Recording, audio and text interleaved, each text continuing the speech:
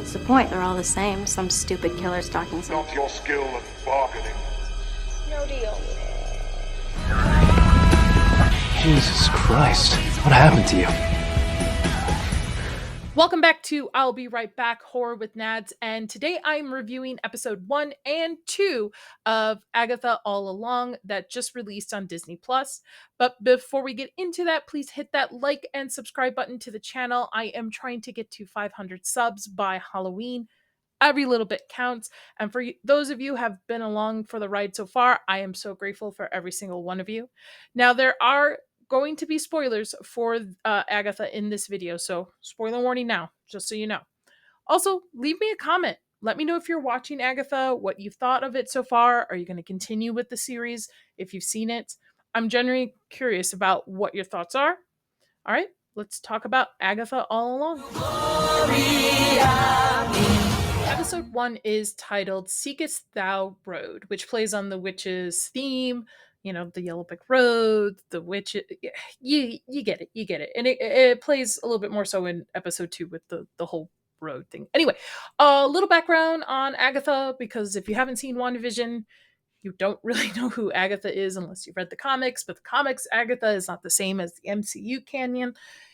You know what I mean. Anyway, last time we saw her at the end of WandaVision, the Scarlet Witch basically imprisoned her in a disordered type of spell of her own mind that had last 3 years, we find, when she breaks it. And it reverts her back to her neighborly self of Agnes during WandaVision. It opens up with Agnes, not Agatha, Agnes, as a seasoned detective called from a suspension from, I believe, punching a perp to a crime scene with a dead female body. She is greeted then by Herb, whose real name in the MCU, like reality universe, is John Collins, but in the Westview hex that Wanda had created in WandaVision, he went by Herb. Now, the female body is obviously Wanda, the Scarlet Witch herself, found with a library card. You can also see the black fingertips that is known for someone who handles the Darkhold. During the scene, you can see Agnes actually grabbing at her clothes and chest. I think this is showing her breaking her reality a little bit, or the fake reality that she's in, trying to escape. Near the body, she also finds a locket, which is hers. It's Agatha's. It was worn by her mother. If you've seen WandaVision, you know this. There's a great scene here, actually, where if walking up to it, she finds it in a puddle of water, and the reflection actually looks like she's actually wearing it. So I thought that was pretty cool. The opening credit scenes is in the vein of some people saying True Detectives, like a true crime. I would say it's closer to The Killing, which I also recommend.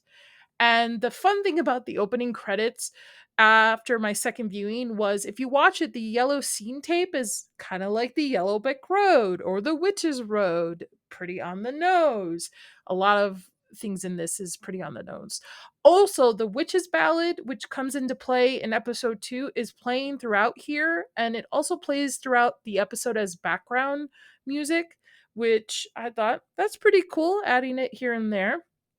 The episode continues with Agnes, not Agatha, goes to the library, checks the evidence of the card, only to find the name of the book, I'm going to try this, called Dialogue and Rhetoric, Known History of Learning and Debate, which, if you take the first letter of each one of those words, spells out the Darkhold.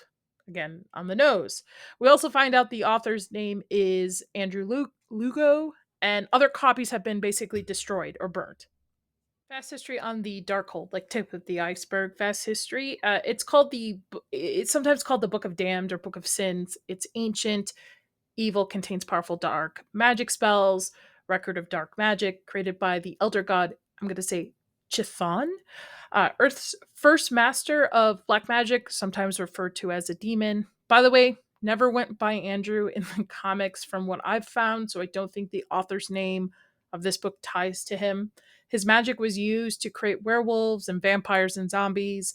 I don't know how much of the MCU canon will use this, but this is literally the tip of the iceberg on the history of it. The chart books indicate that the Darkhold had been destroyed by the Scarlet Witch in the multiverse. If you've seen Doctor Strange Multiverse of Madness, you know what I'm talking about.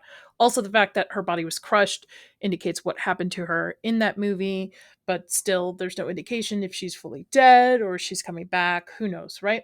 Anyway, moving on, we're introduced to Aubrey Plaza's character, FBI agent Viadel.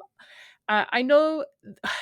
I know what they're trying to do with the dialogue at this point because they're trying to base it off a true crime documentary or drama, similar to what you might find. I'm going to age myself like on TNT or US Network. But there's one line in particular that just threw me off. I had to rewind, which was fancy dirt always attracts the attention of the feds. Fancy dirt always attracts the attention of the feds. Agent. What does that mean? Can somebody explain to me in the comments what does that mean? Where does that come from? Is that an Easter egg for someone? I don't know. Later, as Agnes is at home, Agent Viadel comes over with pizza, kind of like a peace offering. This is when Joe Locke's character is introduced. He breaks into her house. There's a chase scene that ensues. Agnes captures him. Now, just funny enough, Locke's character doesn't have a name even on IMDb, which plays into the mystery around his character. Ooh.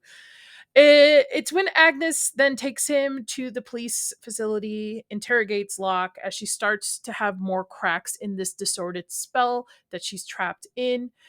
She sees a picture instead of the two-way mirror, pictures of flowers instead of the victim's body that she tried to play bad cop with Locke, and basically has a mental breakdown, which leads her to go to the morgue to double check herself to make sure that there was a dead body that she saw that morning. We get an interesting scene at the morgue where she starts to emerge as Agatha. And we get flashbacks of the different versions of her from WandaVision. And thank you, Christ, that this was halfway through the episode because I don't think I could have handled another half hour of the true crime aspect of this or another episode. The dialogue just completely threw me off, but I was in it. I was curious to see where it was going. So I was being forgiving, but thank you. We are now back to normal Agatha. Are we though? Checking up on you. Oh my god. Just do something. Oh, I got it. Just get her inside. Librarian. Disney, I have to ask, or Marvel, what is wrong with you? I understand this is rated TV 14 and there are going to be adult humor to this because you're catering to adult, probably mostly adult women, to be honest. Why do you have her fully nude? And I get it, it's funny with the neighbors, ha ha ha, but in front of a teenage girl, like, why does a child have to be in this scene? It's awkward. It's not funny to me. Like, I get it, haha, the neighbors see her as an adult and stuff, but why do we have to focus on a teenage girl seeing Agatha completely nude? I just, this kind of irked me a little bit. It just rubbed me the wrong way on it. I don't know why it had to be included. So I don't know what's wrong with you, Disney. I don't get it. Like, you had me and then you did this and then anyway, let's keep going. Viadel is back. Rio Viadel, Aubrey Plaza, breaks in, attacks Agatha as Agatha herself. A decent fight scene happens. Find out she can't kill Agatha because there's some kind of code about killing witches, but finds out that the Salem 7 is on their way for Agatha. Who is the Salem 7, you ask? Let's do a iceberg history again. The iceberg on the Salem 7. Quick history. A fictional team of magical beings, former supervillains, foes of the Scarlet Witch and Fantastic Four at times. All 7 are children of Nicholas Scratch and grandchildren of Agatha. I don't know how this is going to fit. I don't know how MCU is going to use this. Sometimes they're known as beings with mutant powers. I really don't know. I'm very curious. I liked their brief presence in episode 2, so I'd be interested to see what the MCU does in creating lore for them. Then credits rolled with the Season of the Witch playing with some witchy imagery. I don't know entirely how I feel about this episode, especially the whole licking Agatha's hand by Rio was a little odd. The nudity in front of the child was odd. The episode didn't wow me, but I wasn't entirely disappointed, I guess. I'd be curious to see where they go from here. I really enjoyed WandaVision. However, I'm a little annoyed that you had to have seen WandaVision and Multiverse of Madness to really kind of understand some of the Easter eggs and foundation that they have laid out in this episode. So you have to do homework. And I'm not as hyped for it as I was for after the first episode of WandaVision. So we'll see where it goes. Let's dive into episode 2. The Witch's Road will give you the thing you want most. If you make it to the end. Episode 2 is titled Circles Sewn with Fate and Unlock Thy Hidden Gate. Circles sewn with fate and unlock thy hidden gate. I got it. Okay. In this episode, it's pretty much like, let's get the band together type of episode. Did not really like this episode. This is where Locke's character confronts Agatha instead of running away, that they should gather a coven so that they could hit the road. Get it? The Witch's Road. What is the Witch's Road, Nadia? Well, let's do another iceberg history lesson. The Witch's Road is a mysterious, mystical dimension that only certain magical users and those summoned by them can enter. It is the home of the goddess of witchcraft, a cosmic entity that serves as a source of magical powers for witches and warlocks who perform magic using spells and phrases, and for descendants of mystics who have inherited their powers. The Witch's Road is also home of Chaos, a lesser abstract being who acts as partner to the goddess of witchcraft by helping her magic break the physical rules of reality. The Witch's Road contains various monsters, demons, and other mythical creatures influenced by the goddess's health. Witch's Road. Locke knows about the road, wants to go to the road. He also knows about Agatha, witches. He has. There's a weird thing going on with this kid. He broke the spell on Agatha allegedly. I'm going to go with allegedly here. We don't know, right? Stating that he studies magic and all the lores and history of it. But anytime this kid is asked what his name is or anything about his past, Agatha can't hear it. His voice is completely disoriented. Let's go with disordered. Whatever. Even though she can hear everything else, she can hear the radio, she can hear herself snapping to her ears, she cannot hear this kid's answers.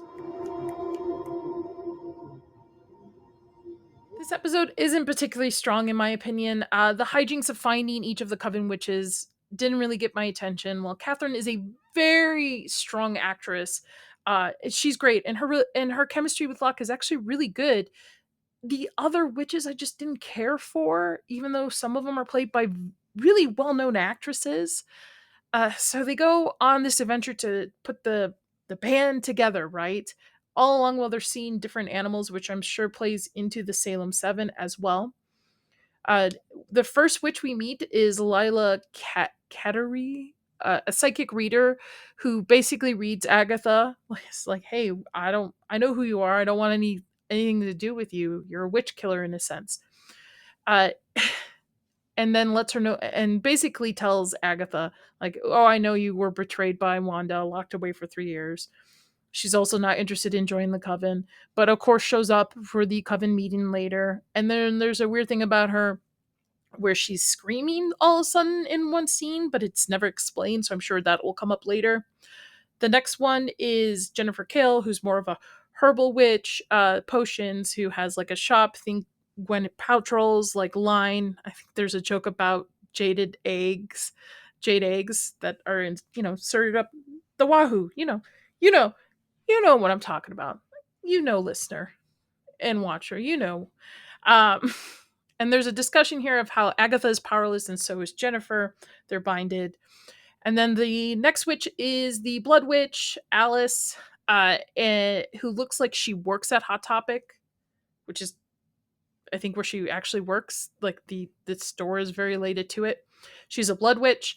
Apparently, her mom wrote the most famous version of the Witch's Ballad, which we hear later on. Also, her mom is supposed to supposedly be lost on the road. And lastly, we meet Mrs. Hart, played by Deborah Jo Rupp, who pretty much walked off the 90s, that 90s show, onto this one with the same charm and personality as Kitty Foreman, who is their green witch. So 5 witches, 5 points of the pentagram, a little on the nose. They sing the witch's ballad just in time as the Salem 7 shows up at sunset to wreak havoc. There's a little scary parts of them breaking in as Locke is trying to barricade the house. At first, when they do the song, it doesn't work instantly. Agatha is actually trying to rile them up to attack them. I guess when they attack them, she's able to utilize their power. But lo and behold, a door opens up, kind of like a door. Yeah, I guess a door in the floor opens up to the Witch's Road. They all scram down there before the Salem Sevens can get to them. And somehow they also follow Agnes's things of taking off their shoes, which I'm sure is something as well with the witches. So again, not the strongest episode, not the worst, right? But there's only been 2, so not the strongest one out of the 2 of them. Down the witch's road. Down, down, down the road. Again, not a strong start to the series, but not a horrible one. I see the potential, but I don't trust on the delivery yet.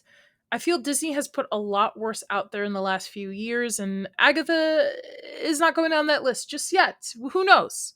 Let's see how it goes.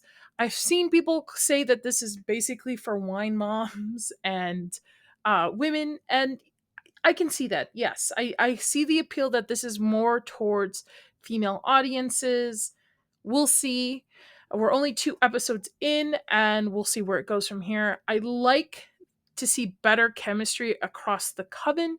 While Kathryn and Joe Locke, it seems to play off each other very well. I'll give it to Hahn. She looks like she's having a lot of fun with this. It reminds me a little bit of a satire on the American Horror Story witches. The Salem Sevens are pretty creepy. They do leave me wanting to know more about them in the small bits that we have seen in episode 2. So that is my review on it. I'm going to continue watching it, and I will be doing episode reviews weekly as they are released. Have you checked out Agatha? What are your thoughts on it? Leave it on the comments below. And as always, my dear friends, stay spooky.